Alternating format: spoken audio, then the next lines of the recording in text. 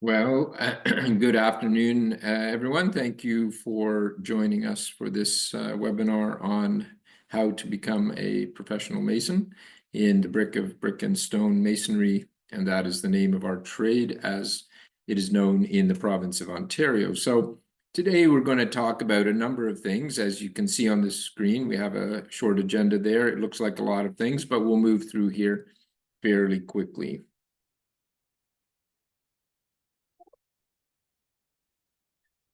So the Ontario Masonry Training Centre, we're a nonprofit organization, and we have partners that help us out, as seen on the screen. So the Masonry Contractors Association, these are the people that we go to with our apprentices if they don't already have a sponsor or an employer to get them started. And so if you were to get into the OEAP program, then the next step after completion, if you had finished it and passed it, would be to get a job placement with one of our contractors. We also have the suppliers that help us out. So the CCMPA supplies us with all the concrete block and any concrete products, the Cement Association with the powder to make the mortar that makes everything stay together. And then Brampton Brick is our official brick sponsor. And then we have the Government of Canada and the province of Ontario that help us out as well. Our main campuses are in Mississauga and in Ottawa, and right now we're currently operating out of the La Cité campus, but we will in the next year be moving. However, generally speaking, we would offer our OEAP programs with the Ottawa Catholic School Board at one of their facilities. And at the end, I will try and share with you a contact name and QR card, but if not, I will get that to the sponsors of the show here to distribute out to you. So the information that we're going to talk about today will be what you need to know if it would be something you would like to get into. And as I said, for people in the high school, it doesn't matter what school board you're in, this program is open. It is on a first come, first served basis. So if you're interested, you'll want to get in touch with the contact at the Catholic School Board and see if you can get in, or you can contact us directly, and there'll be some things at the end to show how you can do that, and we can point you in the right direction as well. So masonry has been around for thousands of years, and we still see structures standing today, although a little bit weathered from those thousands of years. They are still standing, and so we know that masonry is one of those things that stands the test of time. And I always encourage people, if they're get into our trade, or even if not, to go and visit some of these wonders around the world that just amazing to see how people were able to build structures without the kind of equipment that we have today, moving stones, well beyond the capability of a lot of the machinery we have today. If you were to become a mason, then some of the things that you would learn about is the materials themselves, and then how to put them together to build walls. And we do like to mention that in this trade, you will have to work in all kinds of weather conditions. However, for the most part, if it's very wet out, we wouldn't be able to work in that kind of condition because we're using mortar and the bricks and materials if they get too wet. So we'd have to stop and wait for that. On the other hand, you could be working indoors, in which case then you'd be all fine. In the colder months, we have to cover in the areas that we want to work in and heat those areas so that the materials don't freeze. And so for the most part, it's pretty easy to work in those weather conditions because of that weather, we have to change things around us so that we can continue to work. Lots of different kinds of hand tools and power tools that you would become familiar with over your apprenticeship, and then learning how to read blueprints and understand the building codes, how to follow your safety guidelines. The necessary safety training is included in your programs if you haven't already got them. And we do like to say that working and being comfortable working at heights is very necessary in our trade. There's not too many jobs that you're going to encounter over a period of a year or two that is you're not going to have to work on scaffolding or raised platforms. And so having an awareness of and being able to be comfortable working at heights is very important in our trade. Masonry as a career, we also like to point out that you would start out as either a beginner in a course like a OEAP program or a pre-apprenticeship program, leading into being an apprentice, then being into, once you've finished your apprenticeship, becoming a certified Red Seal brick and stone mason. And at that point, you could choose to go to work every day and do your work that has been assigned you and go home and collect your paycheck at the end of the week. Or you could look into some of these other specializations or more supervisory roles. These will definitely pay more, but they will also require you to spend more time focusing on different things that you may not have to as the average mason who goes to work and does his task and goes home. So there is more responsibility, but there is more compensation. So you have to decide if that is what you want. Most everyone wants to know what people earn. And so there are a lot of factors that will come into play here. Who the employer is, what sector that employer is working in, the type of work you're doing, the type of skills you have, specialization skills, and if you're working in a union or non-union or private company, there will be a variance in wages often. And so using the job bank market report, it says from starting pay of a first-year apprentice of around $23 and then moving up to as a journey person. And that would be after about 4 to 5 years of being on the job, $42+ an hour. So any of you starting now, obviously those wages are going to increase over the next few years. We do like to point out that women can be in this trade, and we have had many successful women come through our programs and go on to be either professional masons on the job or for persons, or start their own companies or become instructors. The opportunities are equal for women as for guys, and it really depends on the effort and dedication that anyone puts into their trade as to where they end up and what kind of opportunities they would get. So we'd like to talk also about the different programs that are available. The first one, the Ontario Youth Apprenticeship Program, is probably the entry point for most of the audience today. And so you could pay a little bit close attention to that. However, if you're close to completing high school, or that opportunity to get into the OEAP program doesn't materialize for you, then the pre-apprenticeship program is something that we usually offer every year. Although we do start in May, the May-June type time frame, we can make some accommodations for people in high school and either see if you can get out of the last month or so of schooling to get started, or to get you started in that program a little bit late, and we'll do our best to accommodate you if we can, and the program that we're doing will allow it. And then, of course, apprenticeship is what these OEAP and pre-apprenticeship programs will lead you into. Once you're into that, then you would come again down the road for your levels 1, 2, and 3, also known as basic, intermediate, and advanced. Sometimes in our pre-apprenticeship classes, we do cover the level 1, and if you've done that, then you wouldn't return for a few years to do your intermediate program. If you haven't taken the level 1 in a pre-apprenticeship or didn't complete it in the OEAP program for one reason or another, then you would come back to take the level 1 basic program and then carry on year by year, coming back in for a couple of months of training usually in the winter months.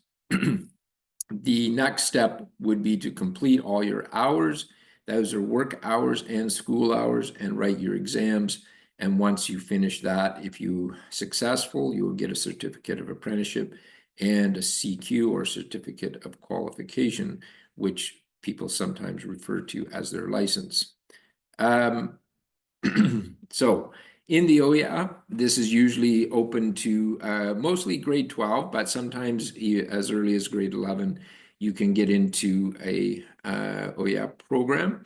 And this would be something that you have to, the process, you would have to start out with your co-op and OEAP representative at your school, and they would then help you fill out the various forms and documents you need to move forward into the OEAP class. So the classroom fees for OEAP, they are paid by the ministry, so there is no fees when you're in these programs in high school. Textbooks and tools are usually lent out by the school to the individual for that program. And if there's some issues there, then we would be in touch to figure out how we can help out in those areas. The class is typically 2 to 3 months long. It officially is 2 months, but we often add 2 to 4 weeks on to it to make sure that everyone who really wants to complete that program and has the skill to do so, that we can complete them. It is full-time, Monday to Friday, and if you are joining a program in Mississauga, then we usually do go through the March break, although we can accommodate people who can't. And in the Ottawa area, I believe we have traditionally stopped for March break, and so that doesn't become an issue there. Again, mentioning that in the Ottawa area, we have partnered with the Catholic School Board in the Ottawa area to do these programs, and it will be offered on one of their sites unless there are some problems in that area, and we would switch it to where we are offering our main courses if there becomes some reason why we cannot offer it at the school board at a local school.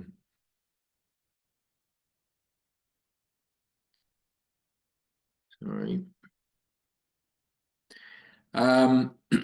So what do you learn in OEAP? It will teach you the basic masonry skills, and we do try and get all of the level 1 content done.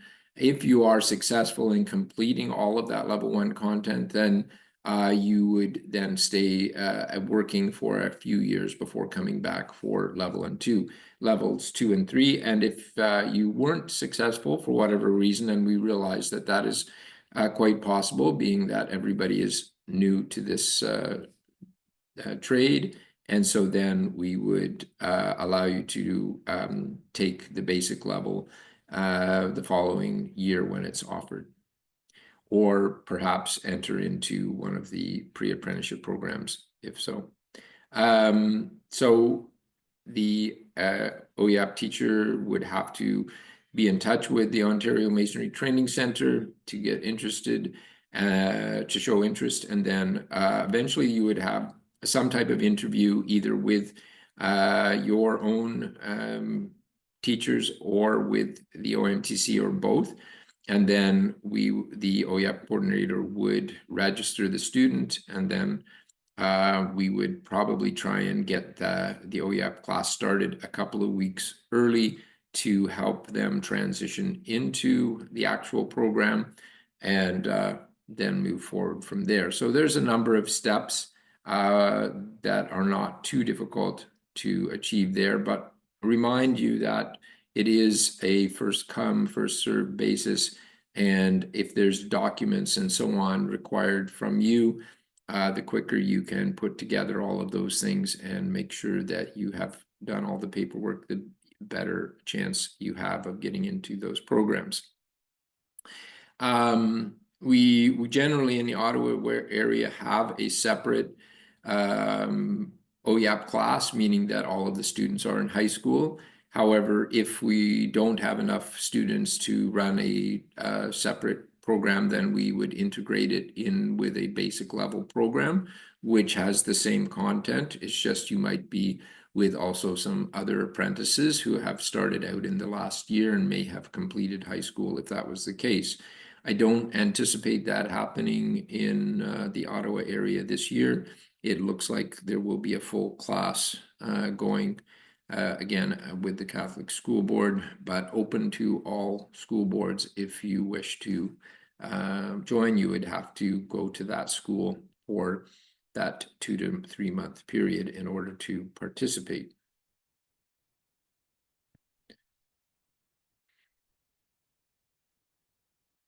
So pre-apprenticeship is the other program that I mentioned earlier, and the same type of thing, you know, people who don't have an employer, who are really looking to get into the trade. This is that type of program, and so very similar to OYAP in its content and nature. And within that pre-apprenticeship program, it is fully funded. So there are some perks to this program where everything is supplied free of charge. And as long as you stay and complete the program, then you get to keep all of those things, as well as the paid work placement happening with the pre-apprenticeship program. We do, in the OYAP program, work with the school board to find you a job placement so that you can get that as part of the course. And generally, that's part of that. We're able to get people onto the job site after the course is done. Continuing on with pre-apprenticeship, you would have in-school training, and it could be the long program. We have two different ones. One is a 18 to 20 week program. The other is an 8 to 10 week program or 10 to 12 week program. Either one is full-time, and so you would have to be able to get to school every day, be on time, and that's a message that you're going to hear often if you get into the trades, is getting to work on time and being there every day. And then going on to a work placement after the training. We also have a short program, which I mentioned, which would be 8 to 10 weeks, and then into work and coming back for your level 1 training, perhaps the next year. To get into the pre-apprenticeship program, you would have to be 18 years at least and able to work and study in Ontario, and you must have an equivalent of grade 10 or higher to get into that. The reason is that is the rules for apprenticeship, and so we have to abide by those those rules. So if you wanted to find out about programs, you could go to our website, whether it be pre-apprenticeship or other, and we usually are taking interviews for the pre-apprenticeship programs in February and March, and then interviews in April for these programs, and then starting up in late May. As we mentioned earlier, OYAP and pre-app are the stepping stone programs to get into apprenticeship. And so once we've done that, we can move into the apprenticeship program in its entirety, even though in OYAP you are really starting it because you are going to do level 1. There is obviously, you may at the end of that decide that you that this isn't the trade for you and move and look into other things. But if you decide it is, then you have completed, if you've passed that course, you have completed level 1, and you would go out to work. In order to get into apprenticeship, we definitely have to be a registered apprentice, and so we need a sponsor. Again, for most of you who would be in the OYAP program, that would have already happened for you, so you don't have to worry too much about that. And then in apprenticeship, we have our 3 levels of training, which we talked about earlier. So these, I'm going through this a little quicker because the apprenticeship part of this will be down the road. You know, although you are going to be registered, the official start of that once you've got into the workforce and moving forward is going to be in the following 2 to 3 to 4 years to get through your apprenticeship. There are places that you will be directed to or helped with in order to get registered for your apprenticeship. And so this, in the case of an OEAP student, will be something you do together with your OEAP coordinator at your school. And or if we need some help, we can help you with that, as well as Employment Ontario also has people who can help if you don't understand the system or having difficulty with that.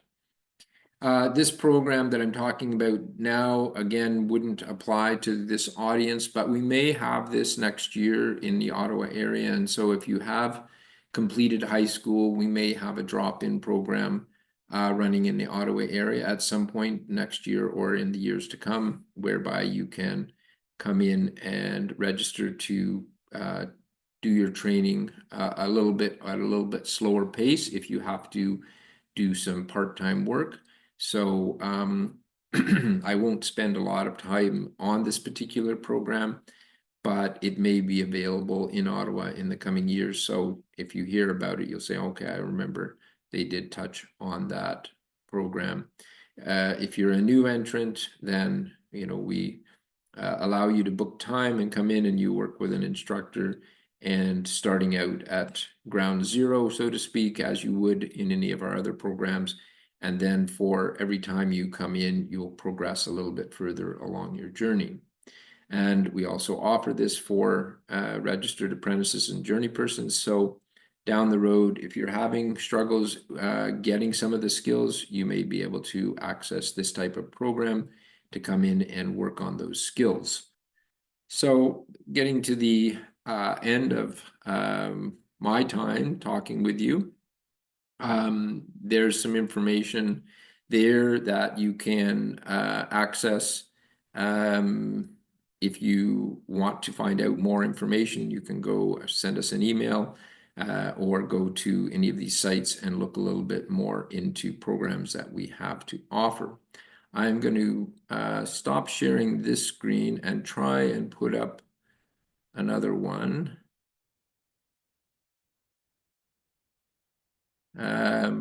If I can. And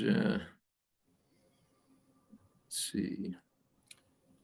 Tim, there is one question if you want me to read it out for you. Okay, that's fine. The question is, do programs like this exist for other trades? They do. Pre-apprenticeship programs and OEAP programs do exist for other trades. You would have to inquire with your OEAP or co-op coordinators to find out where they may be offered in order to access those. I wouldn't be able to give you information about that. I was trying to get to let me just see if I can open my mail here and get this up here. Okay. I think I'm gonna have to share my screen again if I can do that.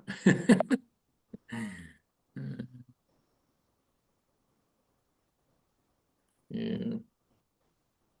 And okay, can you see that QR code there?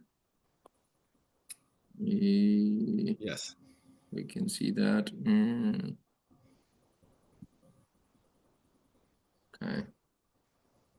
So I don't know if you can access that from the screen. That would give you the information for the OEAP program this year and connect you to that. I can send this to Richard, and then maybe he can distribute it to the various school boards that are participating in terms of if they don't already know where they need to go to, and or if this QR code isn't really working for anybody, I could try it out myself just to see on my phone. It works, Tim. I'm able to do it. Okay. Yeah, perfect. So for anybody there, that would be the quickest way to find out about the local OEAP program offered this year. And you can get in touch with the contacts given there, and they'd be able to help you if you want to get into that program. Any other questions for today? There's a couple here. The question, first one here is, when can you join OEAP? Okay, so you would want to get in touch with the school board that is offering this program as soon as you can. The program would start in mid-February of 2025, so next semester. And so if that's what you want to do, you want to make sure that you've done all the paperwork needed to do that and got the okay or been accepted into the program, and then you would be notified and you'd be working together with your co-op and OEOP coordinator at your school to figure out how you can get to that school if you're not already going to that. And you know what, the name escapes me. That's why I keep saying it's a school at the Catholic School Board, because it's one of those things that's not coming to the tip of my tongue right now. But if you scan that QR code, it should give you that information about that. And yeah, so you'd have to, that's this for this year. That would be when it starts. Okay.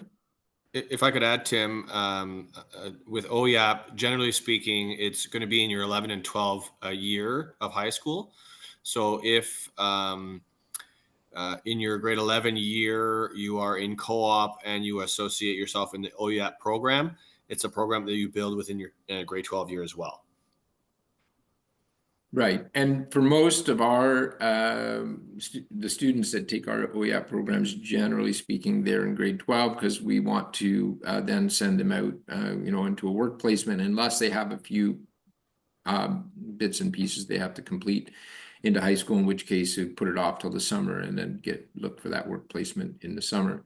You do have to be at least 16 years old, although I think most grade 11s and 12s would be there already to get onto a job site in Ontario. So that's one of the stipulations, but sometimes it doesn't fit as well in the grade 11 as it does in the grade 12.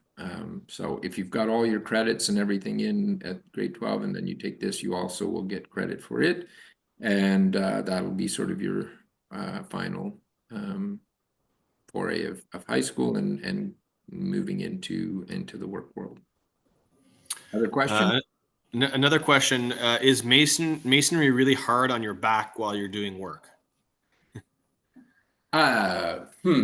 Well, anytime you're lifting, heavy objects and moving them around, if you don't do it right, you're going to have some strain on your body and your back.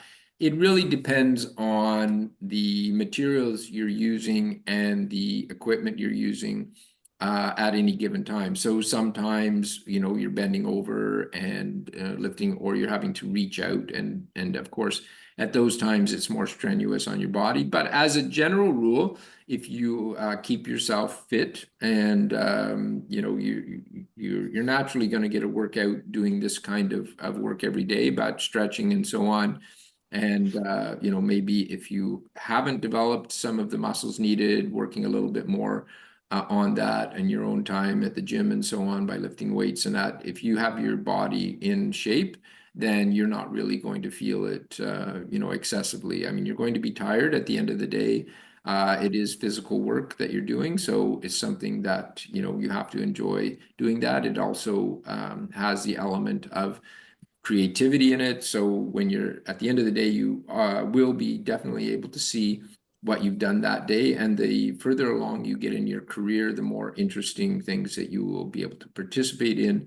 And a lot of times you'll be able to drive by these buildings at a later date when they're done and be able to look at the areas that you worked on. And that can be a source of encouragement and pride for people to look at that and say, I helped build that. So definitely there's a lot of job satisfaction in our trade, if that's the kind of thing that appeals to you. And then I will I don't know, James, I don't know if that's you, or I will forward on to anybody who's interested the information.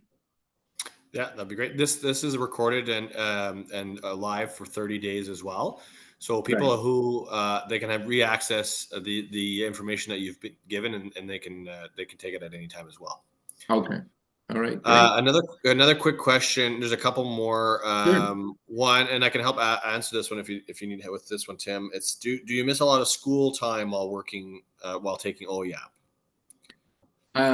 Well, so when you're taking OEAP, it is full-time every day. So that is your school time. So you won't be able to take any other courses while you're taking the in-school portion of OEAP. If you went right into a job placement after the OEAP course, so the OEAP course is sort of February, March, gets into April, and you went to a job right away in May, June, obviously you're missing the last couple of months of school because you're at a work placement. And so that's why I say it usually better for someone in grade 12 who has all the other credits they need, and they're just kind of getting a final few credits by doing this, as well as getting a good start into a career. So I hope I'm answering your question when by saying that. And the last one, Tim, is there a chance that these kinds of trades will be automated in the future, considering AI's recent development? Right, that's a good question, and one that I'm hearing more and more. There are very few applications within the masonry trade that can be automated or have been successfully automated to date. And they have been trying to incorporate automation into our trade for many, many years, but with very limited success. I mean, you can go onto YouTube and type in, bricklaying machines and so on. You'll see some videos of machinery that have been developed to do this, but they only operate under very specific circumstances. Often they have to be very large warehouse type of walls where the machine doesn't have to think about a lot about what it's doing. It also needs operators and so on, as with any automation. But when it comes to small, intricate work, or where the building is designed in such a way that there's windows and doors and corners and things, that the machine has difficulty in doing that. So I'm pretty confident that if you learn the skills of a bricklayer, once you have that journeyman status, journey person status, that you're not going to, lack work as long as you're willing to go out and, find work when it gets a little bit scarce, say the economy's down, or those types of things. There are ups and downs in construction that you will face no matter what trade you get into. It doesn't matter if you're in sort of the automotive sector, if you're in the carpentry, all of the construction trades will have its ups and downs. But as you gain those skills, you will find that people know that you have those skills. And when you have some downtime, you're able to say, oh, well, I have time to go and build this or that for friends and family or other individuals. If you market yourself a little bit, I feel like you won't have you'll be looking for the downtime. You won't have you won't have any trouble filling it. Again, once you have those skills and those abilities to do that, you can often, in big cities, there's a lot more opportunities to go walk down the street and point out things that people might need fixing and so on. Or once they see you working on a project on somebody's house, they'll come along and say, hey, can you come look at my house next? And sometimes you can spend the rest of the summer on the same street if that's the type of thing you want to do if you're working for yourself. So there's lots of opportunities and skills, and I do not think that AI is going to take over our trade anytime soon. I don't see it happening. Until they have fully functioning robots that replicate humans, you know, and can think in the same way and reason and so on, which we're not anywhere near at that point now. So I do not believe that our trade will be taken over by any kind of automation in the near future. Well, that's the end of the questions, Tim. So if you wanted to end it there, you have a couple more minutes if you wanted to leave the question open. It's up to you. Sure. So we end at 2:30. 2:30. So, well, I'll give it a sort of last call at this point. If anybody has any questions, I'm happy to answer them. But if not, I probably will sign off. So, thank you all for joining this afternoon, and hopefully some of you will apply to get into our masonry program in the masonry programs in the Ottawa area. One question did come in here, Tim, and then we'll end our session. What age do most Masons retire? Well, I don't know if I could say I know that specifically off the top of my head. I think that it would be largely up to the individual to call that. I know that, you know, as with most people, when they get to that retirement age, they might be thinking one of two things. They might be thinking, well, I want to retire as soon as I can. And so once they've reached that sort of level that their pensions are built up, or they have saved enough money that they feel like their you know, RRSPs or whatever they put their money into is sufficient to retire, they would do that. The other line of thinking are people who just really enjoy their work, and they say, well, you know what, I'm enjoying what I'm doing and I can still do it, and I'll keep going until I feel I no longer can do that. And so for that type of individual, it's not unheard of for people to be able to do this job, you know, probably up into their 70s. And then, you know, I think at that point, if you've been doing it all your life, you still have that stamina and capability, but they probably are going to get to a stage where possibly there's going to be some physical limitations that naturally come to us all, whether it's hearing or eyesight or, you know, fatigue, or not being able to, you know, work 8 hours straight a day and that kind of thing without getting, you know, very tired. So I think, to be fair, unless you have put yourself in a position that you have to work, you really could choose to, if you've been working for a union and paying into pensions and so on, I think it's reasonable to say that you could retire anywhere from sort of 55 to 65. If that was, you know, you'd have to sort of get to that point and then decide what was best for you.